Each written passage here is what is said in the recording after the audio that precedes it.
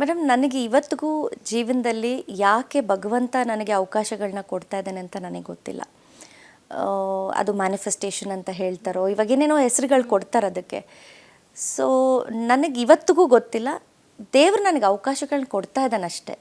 ಕೊಟ್ಟಂಥ ಅವಕಾಶಗಳು ಕೆಲವು ಒಳ್ಳೆಯದು ಇದೆ, ಕೆಲವು ಕೆಟ್ಟದ್ದು ಇದೆ, ಎಡವಿರೋದು ಇದೆ, ತಿದ್ಕೊಂಡಿರೋದು ಇದೆ, ನೋವು ಪಟ್ಟಿರೋದು ಇದೆ.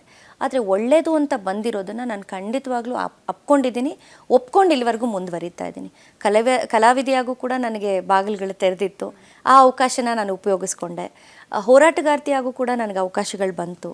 ಸೊ ಹೋರಾಟಗಾರ್ತಿಯಾಗಿ ಅವಕಾಶ ಬಂದಾಗ ಒಂದೇ ಸಲ ನಾವು ಬಾವಿಲಿ ಧುಮುಕ್ಬಿಟ್ಟು ಈಜೋದನ್ನು ಕಲಿಯೋದಕ್ಕೆ ಸಾಧ್ಯ ಇಲ್ಲ. ಈಜ್ಕೊಂಡು ಬಾವಿನ ಈಜ್ಕೊಂಡು ಇವತ್ತು ಸಮುದ್ರಕ್ಕೆ ಬಂದು ಬಿದ್ದಿದ್ದೀವಿ. ಇಲ್ಲೂ ನಾವು ಈಜ್ತಾನೆ ಇದ್ದೀವಿ, ಕಲಿತಾನೆ ಇದ್ದೀವಿ. ಸೊ ಕಲಿಕೆ ಅನ್ನೋಂಥದ್ದು ನಿರಂತರವಾಗಿ ಖಂಡಿತವಾಗ್ಲೂ ಇದೆ.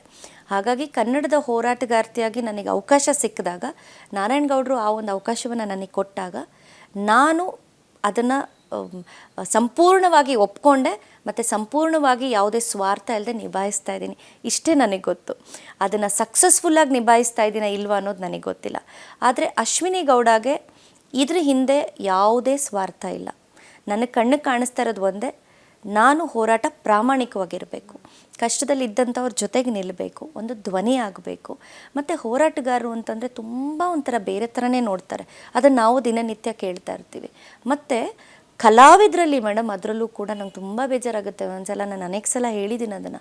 ಕಲಾವಿದರು ಅಂದಾಗ ನಮ್ಮದು ಒಂದು ಕಾಂಟ್ರಿಬ್ಯೂಷನ್ ಇರಬೇಕು, ನಮ್ಮ ಭಾಷೆಗಾಗಲಿ, ನಮ್ಮ ನಾಡು ನುಡಿ ನೆಲ ಜಲ ಇವೆಲ್ಲ ಅಂತ ಬಂದಾಗ ನಮ್ಮದು ಕಾಂಟ್ರಿಬ್ಯೂಷನ್ ಇರಬೇಕು.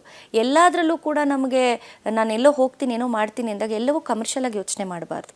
ಈಗ ನಾವು ಹೋಗ್ತೀವಿ ಕಾರ್ಯಕ್ರಮಕ್ಕೆ 100 ಕಿಲೋಮೀಟ್ರ್, 500 ಕಿಲೋಮೀಟ್ರ್, 600 ಕಿಲೋಮೀಟ್ರ್ ಗಡಿ ಭಾಗಕ್ಕೂ ಹೋಗ್ತೀವಿ. ಈಗ ಇಲ್ಲೆಲ್ಲ ನೀವು ನೋಡಿದ್ರೆ ನನಗೆಲ್ಲ ಈ ಮೊಮೆಂಟೋಗಳು ಇವೆಲ್ಲ ಬಂದಿರುವಂಥದ್ದು ಕಾರ್ಯಕ್ರಮದಿಂದ. ಖುಷಿಯಾಗಿ ಕಾರ್ಯಕ್ರಮಕ್ಕೆ ಹೋಗ್ತೀವಿ, ಬರ್ತೀವಿ, ಒಂದು ಮೊಮೆಂಟೋ ಕೊಡ್ತಾರೆ, ಒಂದು ಶಾಲ್ ಹಾಕ್ತಾರೆ, ಅದೇ ನಮಗೆ ಸಂತೋಷ. ಏನೋ ಒಂದು ಪ್ರೀತಿಯಿಂದ 4 ಜನ ನಮ್ಮ ಬಗ್ಗೆ ಗುರ್ತು ಹಿಡಿದು ಮಾತಾಡಿದಾಗ ಅದೇ ಸಂತೋಷ ಹೋರಾಟಗಾರರಿಗೆ. ಸೊ ಈ ಥರದ ಹಾದಿಯಲ್ಲಿ ಇದ್ದೀವಿ. ಬಿಟ್ಟರೆ 2 ಡಿಫ್ರೆಂಟ್ ಡೈಮೆನ್ಷನ್ಸ್. ಆದರೆ ಸ್ವಾರ್ಥ ಇಲ್ಲದೆ ನಾವು ಮಾಡೋ ಕೆಲಸ ಇದೆಯಲ್ಲ, ಅದು ಭಾಳ ಮುಖ್ಯ.